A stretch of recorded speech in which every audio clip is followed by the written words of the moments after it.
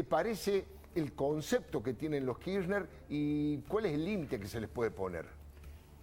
Bueno, Alfredo, ellos yo creo que tienen una característica que se define por la idea del totalitarismo, ¿no? La idea de la fusión de todo en un poder centralizado solo en el Ejecutivo, sin división de poderes, y dentro del Ejecutivo, dentro de la cabeza del rey o de la reina. En este caso, un gobierno, como dice muy bien Daniel Sapsay, de tipo vicepresidencial, una originalidad. Pero es por eso que ellos no pueden, ellos no tienen límite, no conocen el límite. No conocen el límite entre la propiedad del Estado y la propiedad privada. Por eso hacen un acto, como te hacen un acto de un partido en Tecnópolis, también se apropian, yendo para el otro lado, de los dineros del Estado, porque no reconocen esa distinción entre lo público y lo privado.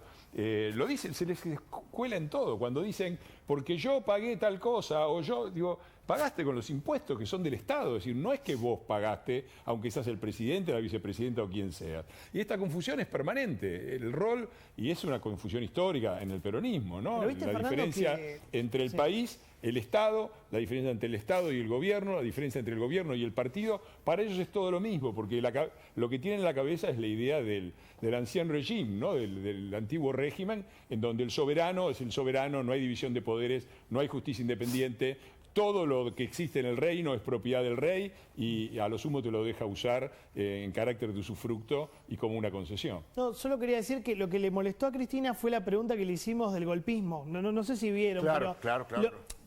Charlábamos de eso del club del helicóptero, ¿no? La pregunta que a ella le molesta que le hacemos a Macri es si el peronismo fue golpista o no. Como que estaba mal que le hagamos esa pregunta. Claro. Me parece que eso todavía les duele, ¿no? Bueno, pero con muy buenas razones. Tanto mi libro sobre el peronismo como mi libro sobre el kirchnerismo arrancan con eso. Es decir, estos años de pesadilla que hemos vivido después del 2001 arrancan con un golpe. Quizás la palabra justa no sea golpe en el sentido que eso evoca la dictadura militar, el genocidio. Está claro que eso no pasó, pero sí hubo un derrocamiento de un presidente constitucional y está absolutamente demostrado, y la responsabilidad de Cristina está demostrada. Ella habló textualmente, dijo revocatoria popular de mandato. De la Rúa tiene que renunciar porque acá hubo una revocatoria popular de mandato. Y hay una cosa muy significativa, que ella misma lo dice. En una conferencia por cadena nacional, cuando fueron los saqueos de Bariloche, si no recuerdo mal, estábamos en diciembre del 2013, saqueos en Bariloche, o 2012, ella dice, esta es la vieja historia que conocemos todos los argentinos. Y yo la voy a decir porque antes que peronista soy argentina. Es la vieja historia que se hizo, lo que están intentando en Bariloche contra ella, es lo mismo que se hizo en su momento contra Alfonsín. Y ya sabemos quiénes fueron, fue el Partido Justicialista y en especial el Partido Justicialista de la provincia de Buenos Aires. Y lo mismo pasó con De la Rúa, que más allá de sus defectos, bla, bla, bla. Eso lo dice Cristina textualmente, no tienen más que buscarlo. Es una conferencia que empieza con la entrega de unas ambulancias o de unas, de equipos antiincendio forestal en Rosario, con unas maquinarias en amarilla, lo pueden buscar. Textualmente reconoce la responsabilidad de su partido político en el derrocamiento, tanto de Alfonsín como de la Rúa. Por supuesto que ahora le molesta que hablen de golpismo, ¿no? Porque la golpista es ella. Diputado Iglesias, ¿ustedes se definen como halcones entre ustedes? ¿Hay una línea dentro de el PRO que podríamos denominar halcones? No sé, eso no ha surgido de nosotros, es una cosa que nos ha puesto la gente y es una denominación que se utiliza mucho en política, ¿no? Sí. El gabinete halcones de halcones y palomas, ¿no?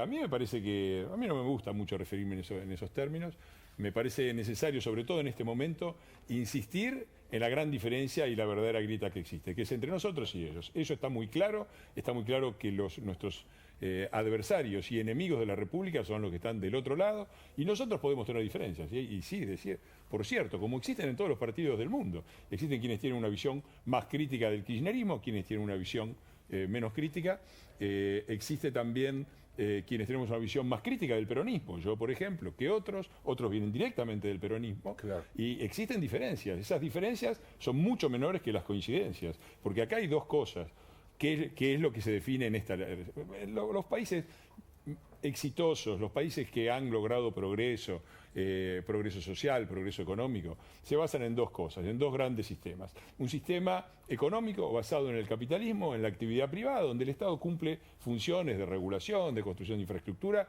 pero el protagonista central es la actividad privada. Claro. Llámalo capitalismo, llámalo como vos quieras. Y un sistema político basado en la idea de democracia. La idea de democracia no como el voto de la mayoría solamente, sino también el equilibrio, el respeto a las minorías, la división de poderes, la libertad de prensa, todo lo que llamamos república. Eso es lo que proponemos nosotros. Eso proponen, y todos los países que han sido exitosos han sido exitosos con esos modelos. Y en ese sentido, nosotros estamos en Juntos por el Cambio absolutamente unidos, absolutamente unívocos en esa decisión, y la vamos a defender, porque entendemos muy bien la situación gravísima que está pasando en la Argentina, la subestimación monstruosa que hace el gobierno de todo esto, la insensibilidad absoluta. Estos muchachos que hablaban todo el tiempo de empatía, deberían pasarse otra vez el video de Máximo Kirchner, sonriente, pidiendo un minuto de silencio, y pidiendo un minuto de silencio porque ni siquiera lo pensó un poco, ¿no? Por los familiares. O sea, ¿no? Claro, porque están vivos, que los familiares están vivos, por supuesto. Digo, eso muestra la superficialidad, la falta, el desprecio total, y no estamos hablando estamos hablando ya de 112.000 muertos. ¿Cuántos trenes de 11 son 112.000 muertos? ¿Cuántos ahogados en La Plata son 112.000 muertos? ¿Cuántas guerras de Malvinas son 112.000? Estamos hablando de un volumen, de un impacto sobre nuestra sociedad impresionante, y lo tratan con una absoluta falta de respeto hacia los familiares y hacia los que murieron. ¿Vos serías un impulsor de esa candidatura, Patricia, presidenta? Sin dudarlo, la conozco de hace mucho a Patricia, fuimos compañeros de bloque en su momento en la coalición cívica, encabezamos dos boletas, ¿no? Bullrich Iglesias, las dos veces con la coalición cívica. Me había olvidado que estuvieron en la coalición. Sí, claro. Sí. Y de ahí también. Cuando les pasó el cepillo a Elisa Carrió. No, una broma. Sí.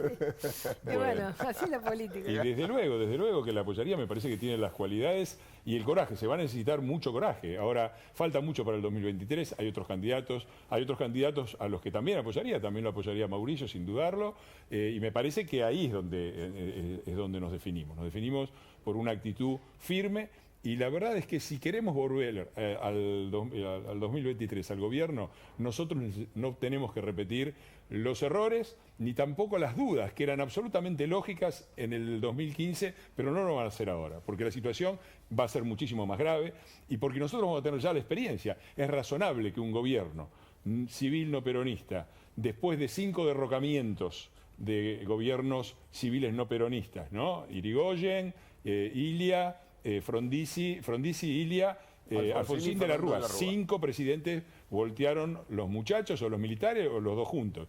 Es lógico que aquel gobierno tuviera cuidado y tuviera ciertas prevenciones. En el 2023 tenemos que ir a fondo, tenemos que ir por las reformas que se necesitan, y para eso es muy importante lo que se juega el domingo, porque la mitad de la Cámara de Diputados que va a estar en el 2023 se vota el domingo y en noviembre.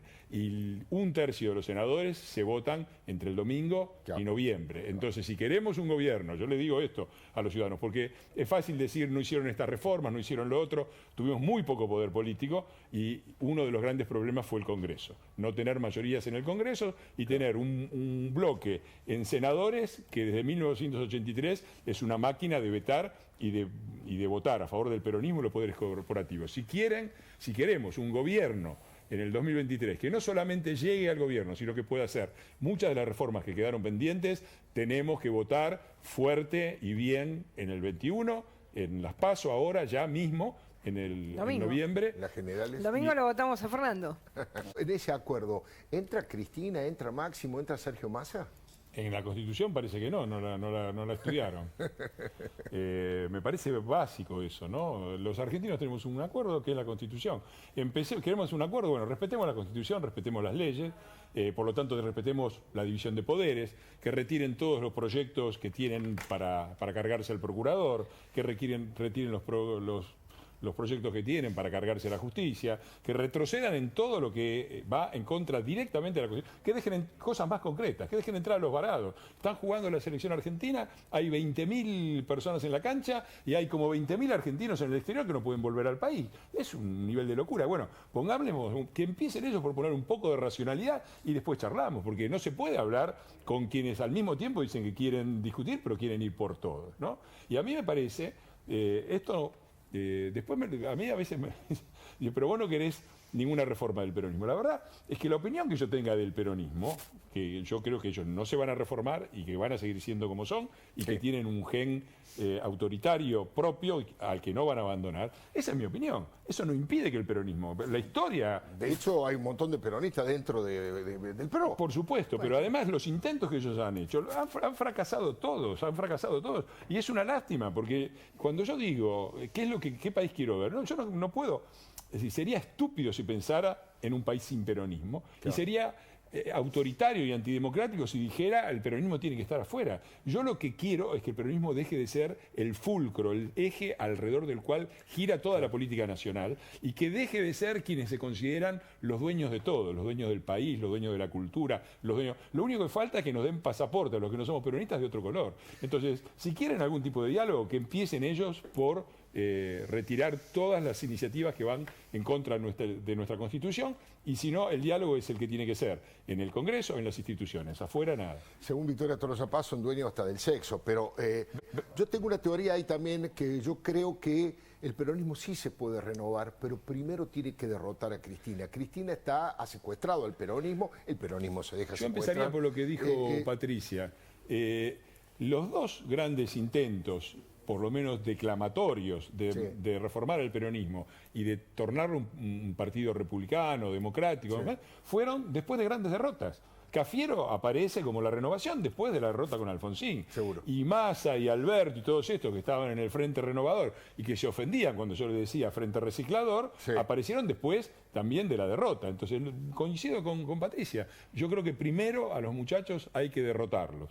Después charlamos y después son ellos los que tienen que demostrar su capacidad de modificarlo, que no lo han mostrado, ¿no? Manuel Adorni, te escuchamos, te escuchan ellos, Patricia Bullrich y Fernando Iglesias. ¿Qué tal, Fernando? ¿Qué tal, Patricia? La pregunta en realidad está apuntada más a Fernando, que es quien es candidato, y lo que le quería preguntar básicamente es qué espera Fernando a partir del 10 de diciembre, porque lo cierto es, vos hiciste una descripción, digo, cuando fueron gobierno, el Senado o el poder político no les permitió hacer los cambios que pretendían o que eran necesarios, mucho menos lo están pudiendo hacer ahora. Digo, ¿qué esperan ustedes después del 10 de diciembre? Porque la verdad es que quedan 2 años más de kirchnerismo. Algunos pensamos que se van a radicalizar independientemente del resultado. Me gustaría saber vos, que estás más metido en la cocina política, a veces me bloqueas por tratarte de la clase política, pero la verdad es que espero que no me bloquees esta vez. Simplemente sos parte de la clase política, me gustaría saber tu opinión con respecto a qué se viene para los argentinos en estos 2 años que quedan, ¿no? No, yo primero ya te desbloqueé y después te aclaré. A mí me molesta mucho cuando hablan de la casta política, porque después dicen la casta política y nombran 10 abusos y son de la casta política peronista, ¿no? Entonces me parece que esa diferenciación, yo soy un poco sensible a eso, ya está solucionado el tema. Lo que me preguntás vos, yo te voy a cambiar un cachito la pregunta. ¿Qué me espero antes del 10 de diciembre? Me parece que no hay que confiar, sino hay que bajar la guardia. Históricamente, el kirchnerismo siempre aprovechó el periodo entre las elecciones, entre que terminan las elecciones y cambia la Cámara, para intentar meter las reformas más complicadas. ¿Por qué? Porque ya no pagan el costo electoral, lo hacen después de que ya terminó la campaña, y si se viene una renovación del Parlamento que les va a quitar poder, es el momento de aplicarlo. Entonces, primero, yo digo, no hay que permitirles ninguna de estas reformas y nosotros tenemos que estar muy firmes en no permitir más las sesiones virtuales. Eso me parece que tiene que ser un acuerdo fundamental. Las sesiones virtuales rompen un elemento fundamental que tiene la oposición, que es negarse a dar quórum.